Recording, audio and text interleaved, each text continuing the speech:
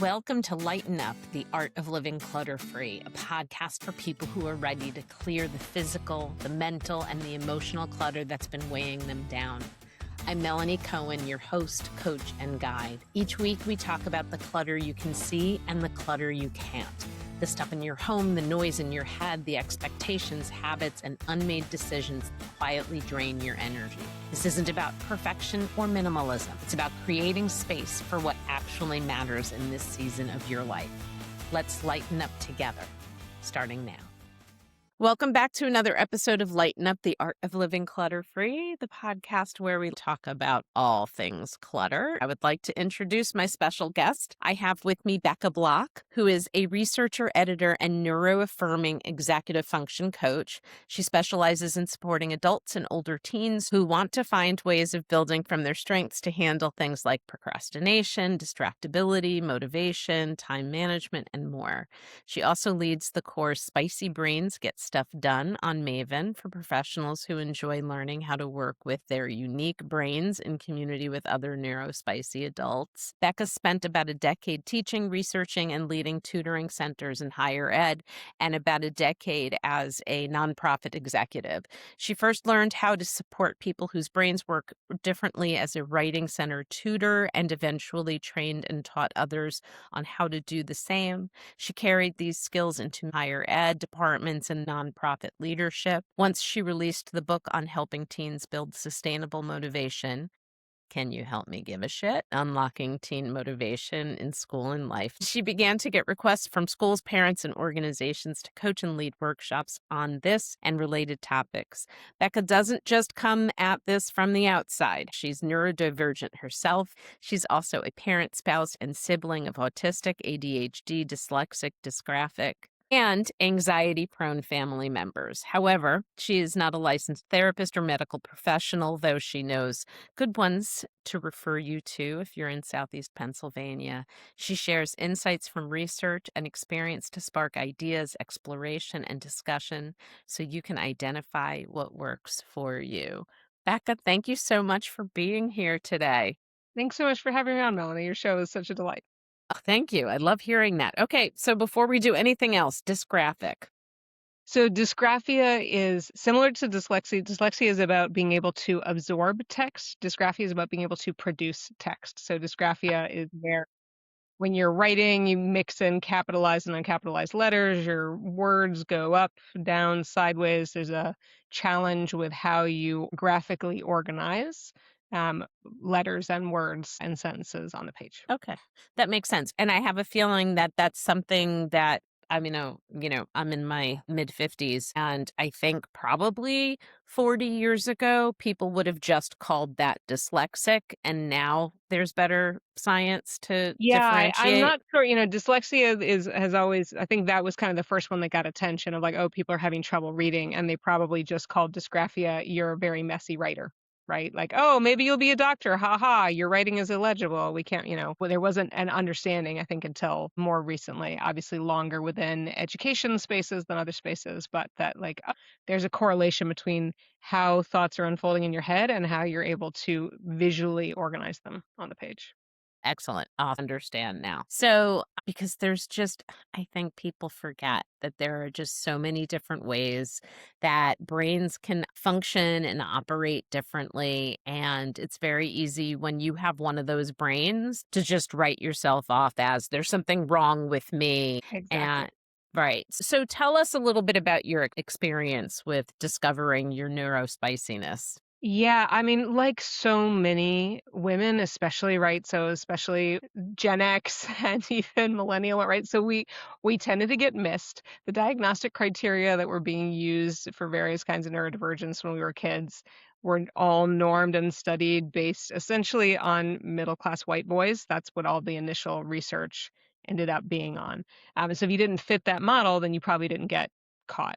Mm. And for a lot of women, I had a series of diagnoses. A doctor casually told my mom when I was a teenager, she would be diagnosed as on the autism spectrum. But, she's a National Merit Scholar now. She's doing fine in school. It doesn't matter. Like, it was just like that neurotype is irrelevant because she's doing okay, right? There was no conveying of like, actually, there's a lot to still understand about that that can really help you function as an adult. So she dismissed it, so I dismissed it.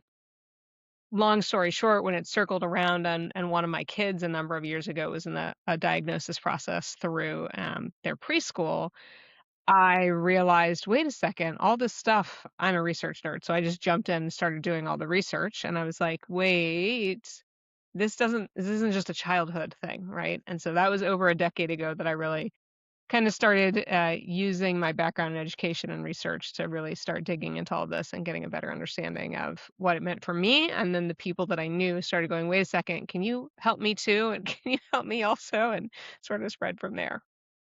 You make me think about one of my own experiences, and that is I was diagnosed with ADHD at 30.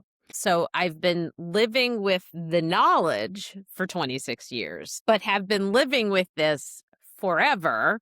And I've talked about this on the podcast. I was a competitive gymnast growing up. I was training, between 4 and 5 hours a day, 5, 6 days a week. And it was my passion. My God, flying through the air, all the things. So this math teacher who was really struggling with why I was struggling with math asked me the question, how long is a floor routine? Minute and a half. How long is a beam routine? A minute and a half. How long is a bar routine? How long does it take to get over the vault?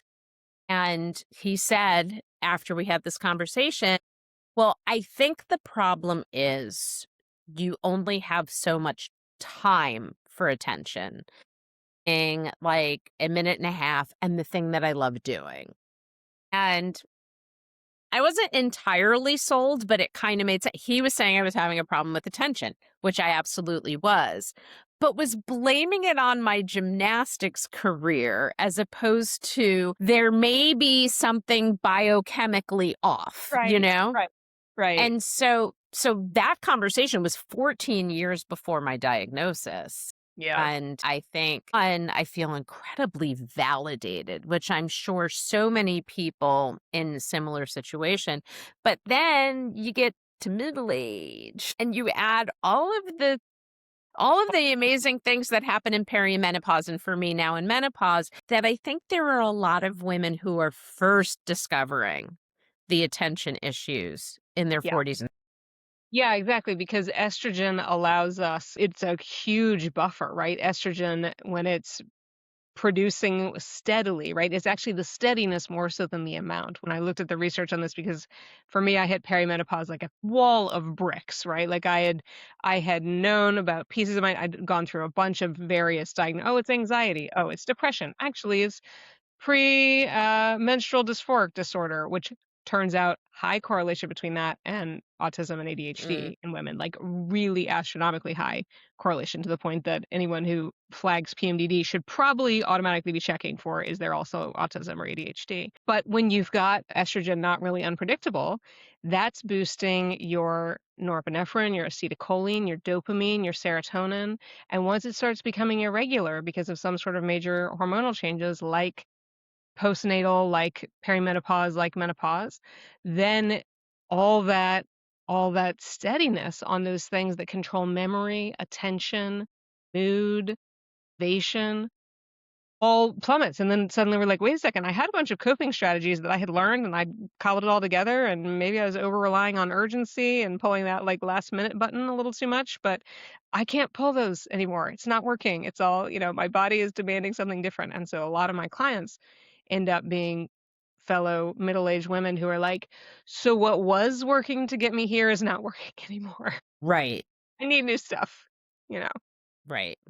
That makes so much sense. I feel like the conversation around things like ADHD, autism spectrum disorder, that all of those things are being more normalized. They're not normalized, but they're Yes. becoming more normalized. Can you speak to that? I have noticed that. I think, listen, overall, I have to admit that generally I'm not a fan of social media, especially because it's something that so many of my clients struggle with. It can be such a rabbit hole that just sucks attention and destroys your time. But one upside of it is that certain things that were just hidden in little pockets where they weren't happening in enough concentration in any place geographically suddenly become much more visible now that you no longer have geography as the thing that is causing people to notice it, right? And so you start saying, wait a second, I'm not the only one.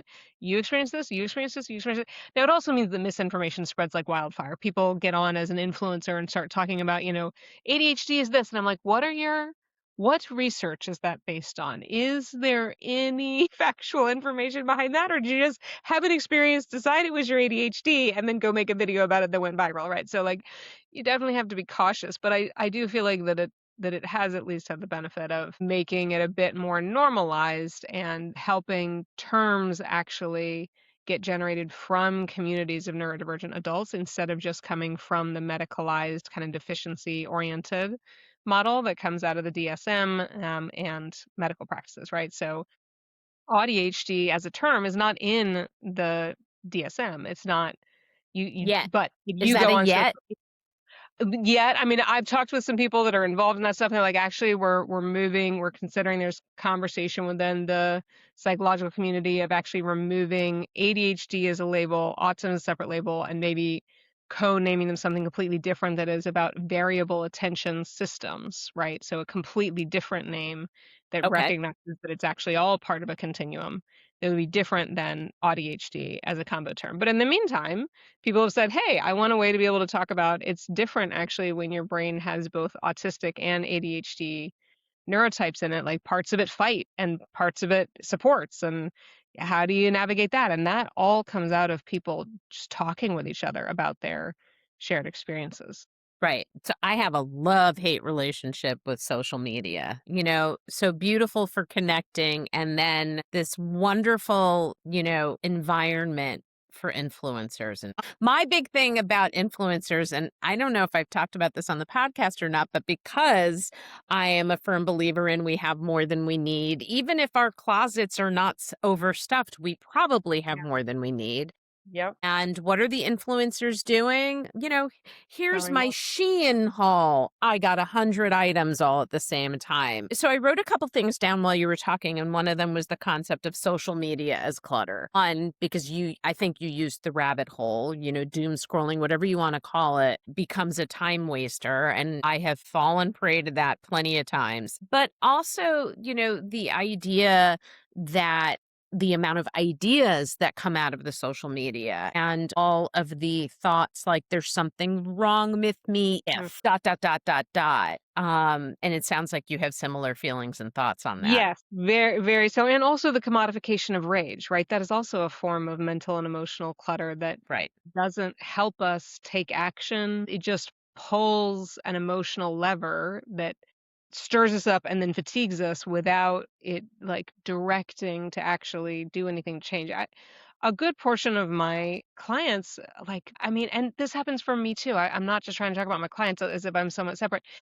I'll find that my tolerance for boredom has gone so far. As a kid, I was bored all the time. I don't know if your parents were like this, but my parents were always like, you're going to tell me you're bored? I'll give you something to be bored Right. about.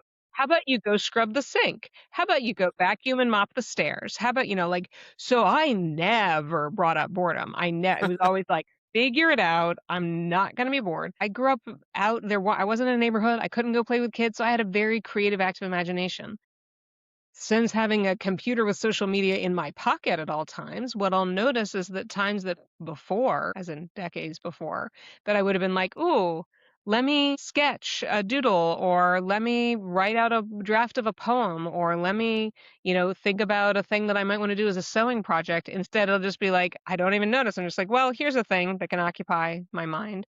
And that creates clutter because it's consumption instead of creation, right? Like it's just pulling more stuff, especially when it's stuff that's talking about stuff, because then you're watching it and you're like, well, maybe I should have that really cool blah blah thing that they're saying has just been such a game changer. And I'll find myself thinking that I'm like, where this thought is not even mine. I hate stuff. I hate it. I don't want more stuff in my house. I think what I heard from my parents about boredom when I was a kid was, you have so many toys and so many books. How could you possibly be bored? And then as I got older, it was stuff like, you live in New York City. how can you possibly be bored, right? You have enough museums and parks and everything to go to satisfy that.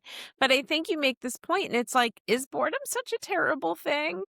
Yeah. And I hear from people all the time, they're like, I'm on the go, I'm on the go, I'm on the go, like, don't waste a minute. And I am the example of that person who can just like stare outside my window and enjoy staring outside my window. Or I'd like to talk a lot about a painting that we have that is this beautiful young Hawaiian woman. My husband's from Hawaii, and she has this beautiful caramel skin, and she's wearing a red dress, and she's making a lei, and she's making it out of an orange flower, and there are petals. And I can describe it like this because I sit and stare at her a lot. But I think that people don't do that Yeah. often Yeah. enough. And we don't, and it stresses our attention system, right? So our brains have a like spotlight mode, a scan mode, and an open mode. And what happens is we now expect that we should just be jumping between scan and spotlight all the time. Like boom, zero in on this thing. Okay, scan, pick the next thing, zero in on that scan. But we need that open mode. We need the daydreaming, the free associating, the staring at something beautiful for no particular purpose, the space in our mind that is not directed, that is not like I'm trying to accomplish a thing or figure out a thing or eliminate this boredom or whatever. If we don't have it, it's like trying to do leg day every day, day after day, and then wondering why your leg muscles are destroyed instead of getting any bigger. Like the rest is as essential to the growth as the pushing is. And it's something that, especially like all the other myself too, but like every high achieving neurodivergent person that I know is like, oh, the problem is I just don't push myself hard enough. I just need to push. I have to push harder because attention is harder for me. I have to push harder because social norms are harder for me. And it's like, or you're just making it that much more impossible because you're not leaving any of that space for staring Right, at a painting or looking out the right. window and letting your brain reset and rest and rebuild the things that you're learning. I actually want to step back to something because you made me think, and that was, we were talking about like normalizing the conversation around ADHD, autism, aging, menopause, perimenopause, whatever. And I think back to the whole concept of social media being great for connections and maybe sparking an idea in our heads. But I also think so many of us are just looking for community. We're looking to feel like we belong. So I also think that there are a lot of people out there where it's not really the discovery that we have ADHD, but like if there's a checklist, we can check a few of them off. But all of a sudden, I find people all the time talking, and I'm speaking about ADHD because that's what I have a connection to and understand. But then all of a sudden, someone saying, I can't focus. I feel like a squirrel, like the squirrel or the bright, shiny object. And so all of a sudden I have that thing. And one of the things that I try to talk about a lot is if you think you have the thing, talk to an expert. Go to an expert so that you can get the actual diagnosis and then have tools for better managing life in general, as opposed to, I have ADHD too, and there's nothing I can do. Right. Right? And especially because ADHD in particular, so there are less for in terms of self-identification, some of the tools that are available for autism have a way higher validity rating. Mm, The tools available for self-identification of ADHD have a much lower validity rating. It really does require something beyond just the like completion of a survey and reflecting on certain things and looking at the score because the last time I checked, I think my memory is terrible, but I want to say it's like a 70% validity, whereas with the certain autistic self-assessed tools for adults, it's like a 98%, so it's mm, way different, right? And so, but with ADHD, the same things that show up as what people associate with ADHD also can be chronic PTSD, or complex PTSD. It also can be the effects of perimenopause and menopause. They've done studies that just putting women who are experiencing perimenopause or menopause and experiencing a lot of attention and focus and memory issues on ADHD medications, oh, great. And it's like, was it ADHD? Was it the menopause? Whatever. We're not going to bother figuring that out. It helps them, right? And so there's so mm. many things that can cause your attention to suddenly feel a lot more fractured and hard to keep in one place, that it is something that's like you really do want to know, like, is this PTSD? Is this menopause? Is this ADHD? Because you want to do very different things about those things, right? If it's related to complex or long-running PTSD, you want to be seeing a trauma certified therapist. You do not want to be messing around with influencers online and taking pycogenol, right? Like it's a completely different thing, right? So anyways, yes, sorry, I get a little passionate about that because it is one that, because it's become a little bit more acceptable, which I'm very glad that the stigma has gone down. But yeah, the increase, especially around the ADHD, like, oh, we're all a little ADHD. And I'm like, in the sense that constantly having the internet in our pocket has caused all of us to shorten our attention spans. Yes, but that is not the same as a neurotype, right? ADHD is a neurotype. It is the way the brain fires, not a thing that your phone did to you because you didn't put enough limitations around it. Right. Shut off those damn notifications. Well, I was doing a talk the other night, and we were talking about, we covered like some of the statistics for physical clutter, some of the statistics for digital clutter, and for mental clutter. And one of the things that came up in the statistics are, one, that we get interrupted every 11 minutes. I would argue that's more frequently for other people, and that it takes 23 minutes to fully regain the focus of where you were Yeah. before the interruption. It's just Yeah. like, it is Which amazing we get anything done. anything at all. Yeah. Yeah. Honestly. Yeah. No, it's wild. And that like from that clutter frame, it would be like if while you were decluttering your house, someone threw something new in through the door. It's like, Well, I think for some people, like I see memes and reels about this all the time, and it was like, I was so motivated. I was going to clean the whole closet. And they show a picture or a video of the person with like everything everywhere. My argument is that happened because you attempted to do too much, as opposed to, you know what? I'm not going to do the whole closet. I'll do the jeans, which to some people sounds ridiculous. But the reality is that you'll do more of the jeans, more than the jeans, I mean, but that you're giving yourself the ability to actually complete the task, feel good, and then do it again, whether again is right now or tomorrow or next week or whatever. And so that is what I'm hearing in all of that. yeah, yeah. It ends up coming up incidentally with a lot of the neurodivergent folks I know, myself included. For me, clutter was something that because environmental stuff is so important to me, right? And so I would end up keeping stuff just out of guilt of like, well, I don't want to be someone that's contributing to it being in a landfill. And I'm like, okay, so I'm basically allowing my house to gradually become a landfill. That's also not helping things, right? And so very similar to what you're sharing with just the jeans, right? Like I had tried at one point the Marie Kondo thing. That did not work for me. I'm like, I can't tell if this sparks joy. I don't know. I just feel overwhelmed with even the thought of that. But when I used a different framework from a lesser known person named Tasha Silver, there's just like, do I love this? Do I use this? Do I need this? Right? I was like, that was much easier for me, right? I don't love or use my mortgage paperwork, but I do need it. So I'm not going to get rid of it when I'm decluttering, right? And so like I picked, and then I shrunk it down to like I have all these little I have a bunch of those IKEA bookcases that have like the 16-inch cube slots. And I was like, I can start with one 16-inch cube and just start there. There's the one, then the next one. And then I just took that. I was like, you know what? I can think of my whole house as a series of 16-inch cubes. Okay. There's the next 16-inch cube, that corner right there, that I'm just going to do that today. And I end up doing more.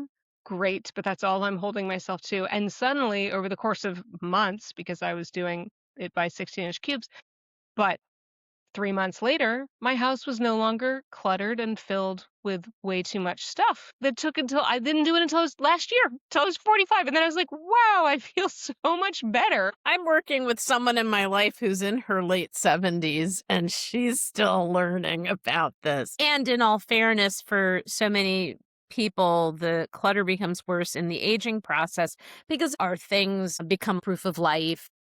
But also we get tired and we're less capable of working on those things. And it's physical exhaustion and mental exhaustion that's happening in all of them. And High levels of clutter are often associated with PTSD and ADHD and autism spectrum disorder, like all of those things. I wanted to touch on something as you were talking about like a landfill at home. I want people to know that they can go back and listen to the episode with Nancy Smith. Also has this passion for the environment and inability to let anything go, in addition to the inability to let something sit on the sidewalk or on a stoop or any place else where people put things out to die. Yep. But she creates a product like these amazing denim jackets and sweaters and jeans out of things that would normally end up in a landfill because the fashion industry, like they're the Which worst. so yeah, much was like, "Oh, this is what traps me all the time." I'm like, "I don't wanna be part of the ecological problem," and Right. yeah, it's, Right. really helpful. One of the things that I like to say about that when people are really having a hard time letting things go because, the care for the environment is if it's trash now, it's going to be trash later. I don't think that we're going to invent in our lifetimes ways to recycle or reuse everything. So at some point in time, and I am not saying that this is what I tell people because I'm an expert. I'm saying because I'm an expert on how this helped me in letting things go. And it's so do I wanna put it in the trash now, or do I wanna leave it for someone else to do? Yeah. Which, we get to a certain age and we're like, this is I don't want this mess to be my legacy, and Yep. it's one of the things that happens. No, that's So really and spot on. I wanna talk about Marie Kondo for a minute because so what I got from her, I fold my T-shirts the Marie Kondo way. To me, it's brilliant. Like, it was a game changer for me, I think a life changer for my husband, but that was generally my takeaway. And I do understand and promote, like, talking to your items or talking to yourself when you're Mhm. asking yourself whether to let go of something, and it's not enough to ask the question, "Does it spark joy?" There are so many other questions we need to be asking, like, "Could someone else use this more than I do?" I have a guide with 50 questions. But I do appreciate us all meeting and different tools or different language of ways of navigating because we're all different people. This is never going to be one size fits all. Exactly, exactly. That's one of my favorite things about delving into all the stuff about neurodivergence, especially from a neuroaffirming lens instead of the medicalized deficit model lens, is just the like this is different stuff works for different people. And if you tried that thing that you got heavily targeted by the algorithm was like, here's the solution for you, and da da da, it's so great. And it's worked for these 5,000 people. And then you try it and it doesn't work for you. And you blame yourself. That's so destructive and such a waste of time, right? Instead of just being like, wow, Marie Kondo, great for so many people, not great for me. Okay, let me find something that's great for me. Doesn't mean I'm broken, doesn't mean she's crappy. Neither of those things are meant by that. It just means it wasn't the right fit for me and I need to find something that is. And so many of us like carry that so heavily of like, but if something worked really well for a bunch of other people and it doesn't work for me, it must mean that I'm flawed. I'm broken, I'm flawed, or it's all so black and white. And what has failed me so many times in my life is that I do have a very black and white perspective. For me, it's and recognize that I have this black and white way of looking at the world, all or nothing, perfect or imperfect, that if that's who I am, I just need to learn how to approach things differently. Anyway, that's an aside. Do you mind sharing your journey at discovery or diagnosis? Yeah, so the rest of the pieces I'll try not to be too repetitive, but essentially, like I said, when I was a teenager, the pediatrician told my mom like, "Oh, that's like autism spectrum," because as a kid I would take off all of my clothes and not wear anything, and my mom was just like, "What is going on? Why do you hate clothes so much?" And I was like, "I don't hate clothes. I just don't want them to touch my body." So I just had major sensory sensitivities that continue to this day. All my clothes are always stretchy. That was my big win in figuring out as an adult. I'm like, oh, don't try to put me in a regular pair of jeans. If it doesn't have spandex, it's not happening. Nope. So that piece was early. Then it was the generalized depression. Then it was no, it's PMDD. Then it was, oh, you also have postpartum anxiety.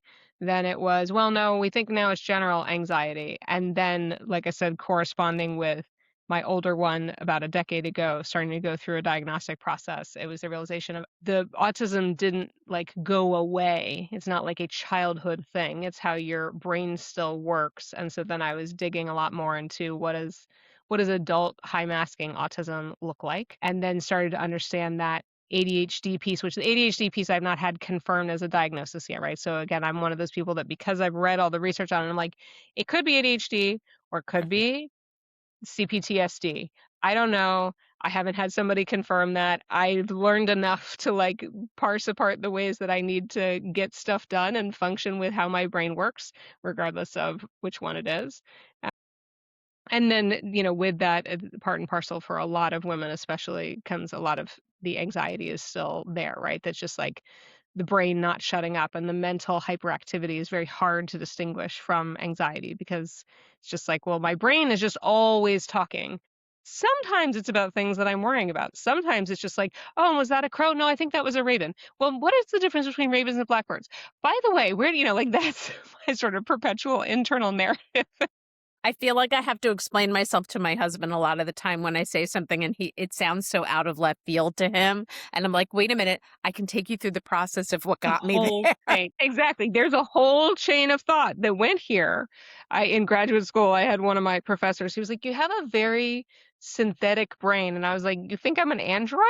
And he was like, no, no. I mean, you just like, it's like a spider web. You like link this to this and this to this and this to this and this and then all these things. And then you're like, well, this relates to this. And nobody else saw that connection. But you do, and you can articulate it. I was like, I think that was his way of saying, I think you have ADHD without him knowing that that's what he was saying. I just feel like I start talking about a whale and my husband's like, what? And meanwhile, I took 6 steps to get there and it makes perfect sense to me. Right. Yes, exactly. Exactly. Yeah. I had enough, I think, raised eyebrows from people that I just got in the habit of being like, oh, I'll just verbally rewind you through the whole process in somewhat out of order, but it will come together and people are just like, okay. If it makes sense to me, it should make sense to you. And I think that is something else that comes up. So I want to talk about all of this and its relationship to clutter. So maybe you can share a little bit about that. Yeah, so many relationships with clutter, right? There's the piece of like, oh, if I notice this thing on my desk and I'm like, should I keep that or not? Then that causes me to think of this thing. And then I'm like, and then you're on a train through your whole house, which was why the 16-inch cubic thing. But the one that I've observed actually be the trickiest for both me and a lot of my clients, usually with the physical clutter, you have to like overcome an initial thing. And then once you get the habit, you're like, okay, this is feeling good. I'm getting rid of stuff. I don't let anything come into my house without getting rid of something first, right? Like you just set up some habits and you're just like, cool. Digital clutter is so much more sneaky because it's not taking up physical space until suddenly your Google Drive or your hard drive is going, hey, you're at 90% capacity. And now you're like overwhelmed, or you're on a virtual meeting and the 45 tabs you have open are now slowing down your processing speed so much that you're glitching, right? So figuring out the what to do about my own tendencies with digital clutter. Honestly, I'm grateful to so many of my clients have come to me with like, so here's the thing I found. I'm like, oh, okay, let me add that to my list. Like it was one of my clients that introduced me to one tab, and that one was a game changer and helped so much. Another one that introduced me to like tab groups inside Chrome, which was phenomenally That's it for helpful. me. That is Yeah. it for me. But all the colors on the top. Yes. Yeah. Exactly. And then if I close out a tab group, I can find it again, the whole collection, because it was saved as a tab group. And so then it's not gone. It lets go of that fear of like, no, no, no, no, no. This is my way of with object impermanence, right? Because it's like if we don't see it, then it's gone. It doesn't exist anymore. That's how I remember. The reason the papers are here is so I remember. The reason the tab. Yeah. But I think the other piece of this is that like in the early 90s, when they were first really talking about hoarding disorder, they were talking about stuff. They were talking about, newspapers and books. And I think none of us, when we were first talking about clutter, even imagined that there would be a thing called digital clutter.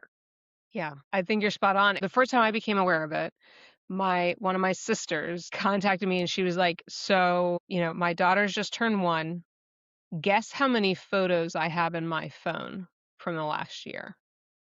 And I was like, I don't know. Like, okay, you probably took one a day. Look, 300. No, 1,000.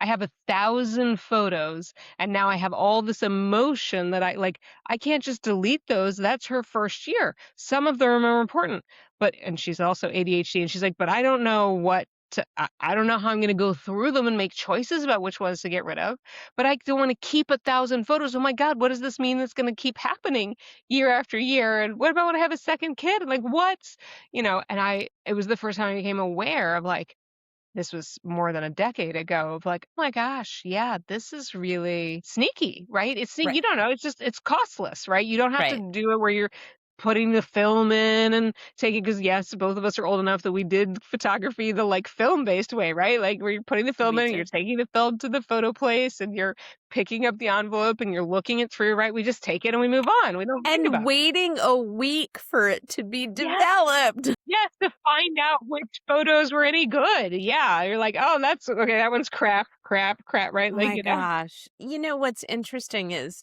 so my younger daughter complains that there are more pictures of her sister than there are of her. And she'll even like she'll look at the refrigerator. And, Mom, do you know how many more pictures of Jolie there are than there are of Yep, me? But I kind of feel like, and so both of them, my older daughter's a cusper, like right in the same year of millennial to Gen Z.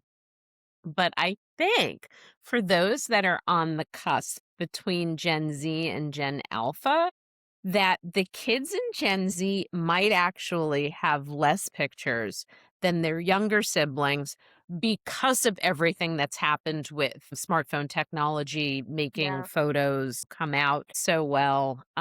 yeah. We had to That's have everything transferred to that's so interesting digital.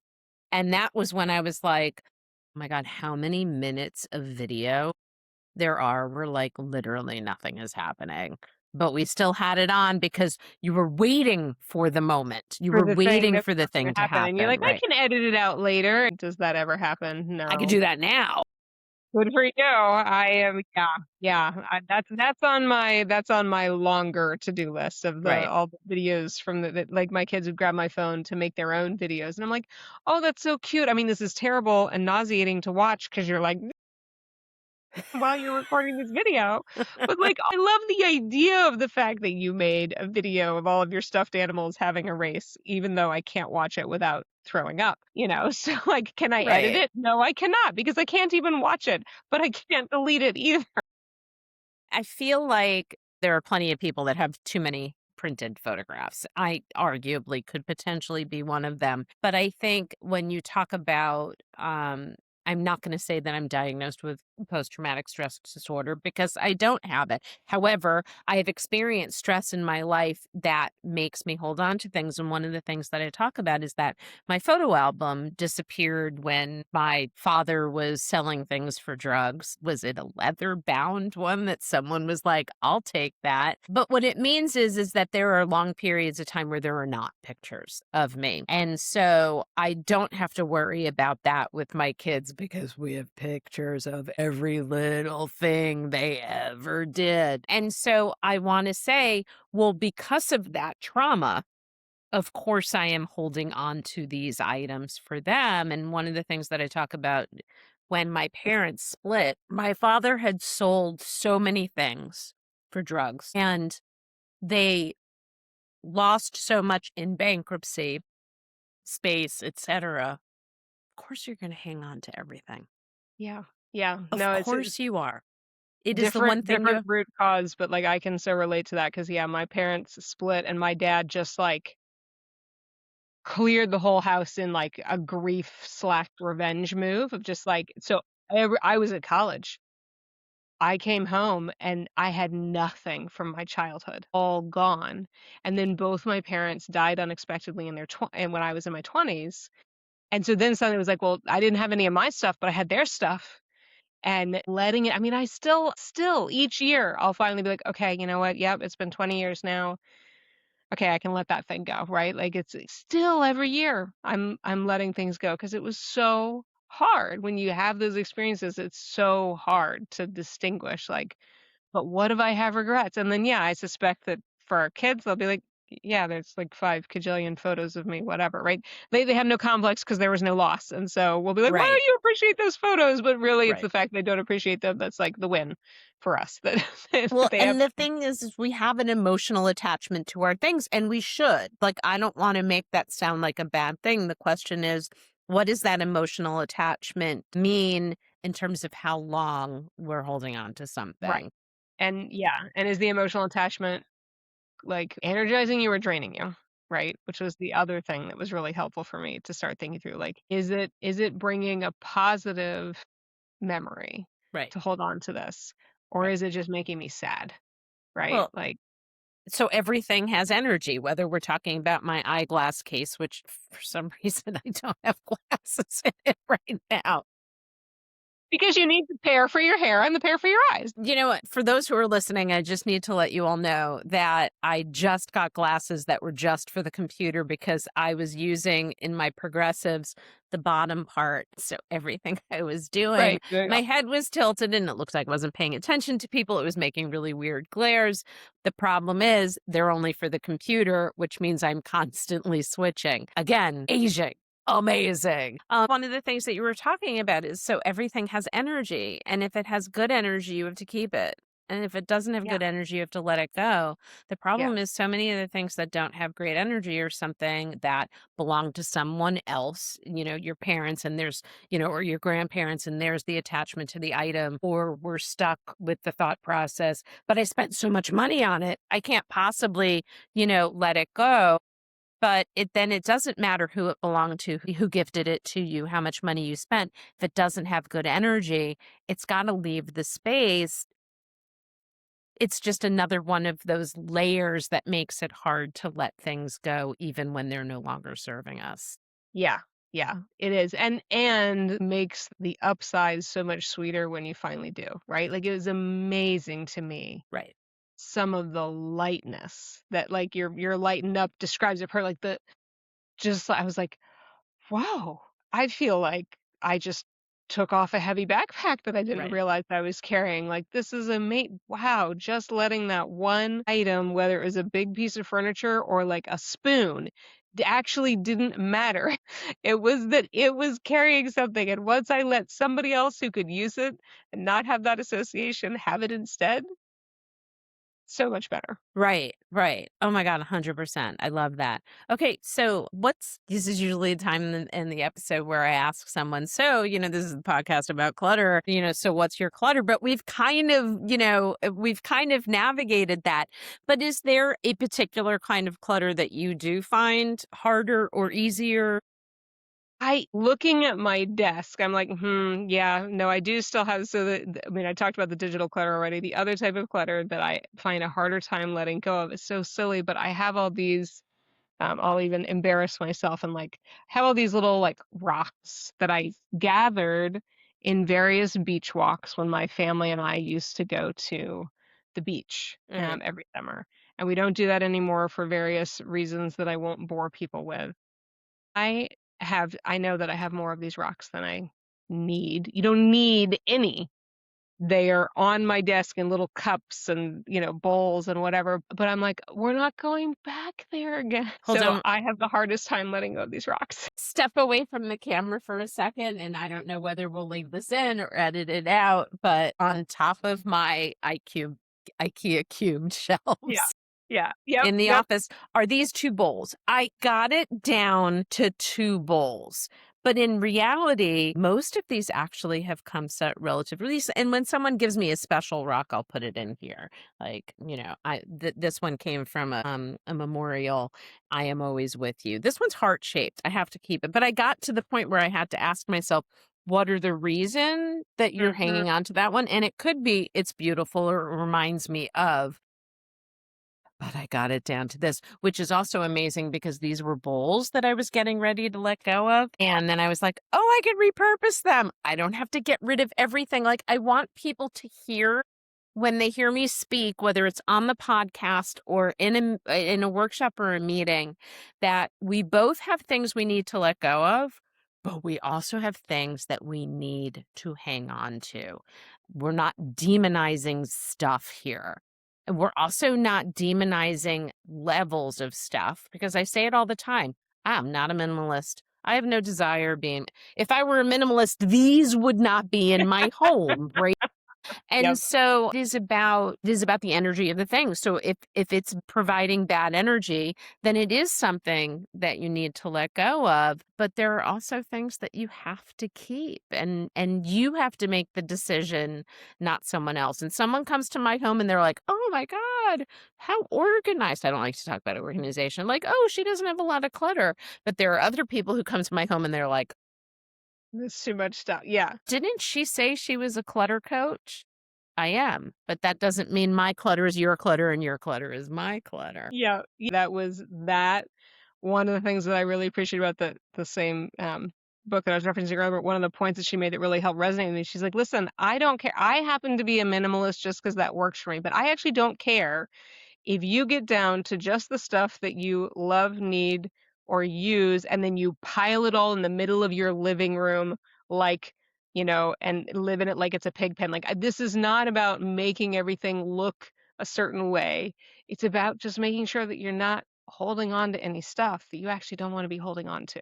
Right. Right. And it was like, that was so helpful because I was like, yeah, I'm never going to have a Dwell magazine home. It's never going to be.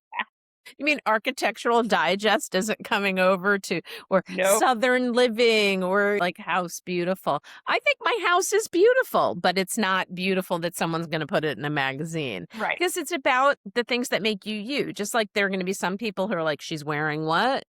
Or like, if it brings me joy, it doesn't matter. I like mixing and matching prints on my pillows, on my clothing, and all the things. Becca, Go, what's yeah. something that you want to make sure that people take away with them from today? That's such a great question that I should be prepared for because it happens regularly when I visit podcasts. And then I'm always like, wait, why didn't I prepare? We could always take out the thinking part, Yeah. in Yeah. the editing process. I think, honestly, it circles back to one of the things that you were saying before, but really the biggest difference for me, whether it's about clutter or about anything else, about how my brain and my body, I have all kinds of other physical disabilities and stuff too, right? But the biggest thing for me was realizing that every moment of shame is wasted energy, every single moment of it. And that in any time I was tempted to be like, what the hell is wrong with me? Or man, I wish I wasn't so sensitive to sounds. Or man, I wish that I didn't have to do all of this to not be in physical pain. Or man, that like every time I did that, all I was doing was wasting energy. And that anytime I switched and just went, okay, let me stop arguing with reality. That is the case. I can't handle loud noises. I can't handle strong scents. I can't, like I just can't. My nervous system doesn't work that way. Doesn't fly. So what am I going to do instead? I can't handle having 25 tabs open because I'm going to jump to every single one of them all the time and not get anything done, right? So like if I just accept that and then say, okay, if that's true and I want this to happen, what do I need to do to get there from here? Was just so much, just like the most helpful thing overall, always, and the most helpful reminder I give myself anytime I feel stuck under something heavy. I'm like, okay, you're probably silently shaming yourself about something and you haven't even noticed it.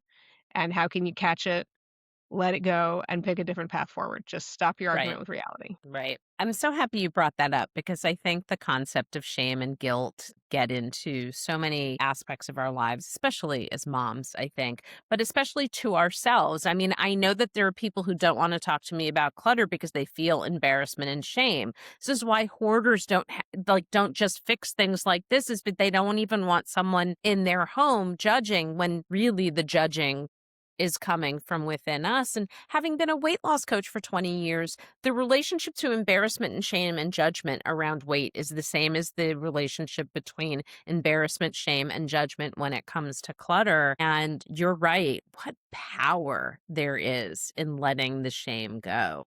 Yeah. Yeah. It really, yeah. That's my biggest game changer.